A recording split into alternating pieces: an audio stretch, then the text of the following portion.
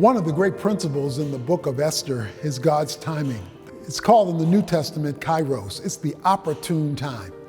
It's the time when God creates intersections and suddenly breaks through with his divine presence, his divine provision, and his awesome divine power.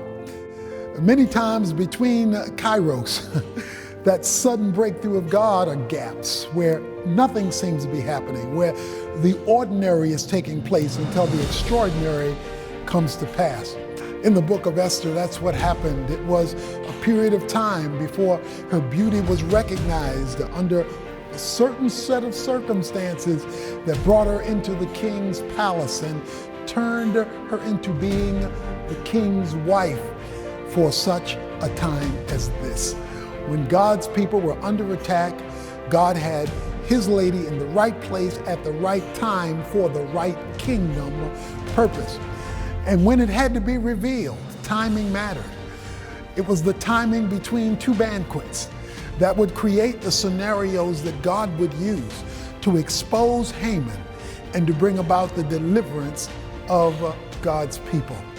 You see, God is always doing something bigger than you can see at any given moment. And that's why when nothing is happening, you have to understand something is happening. It just hasn't hit that Kairos intersection yet.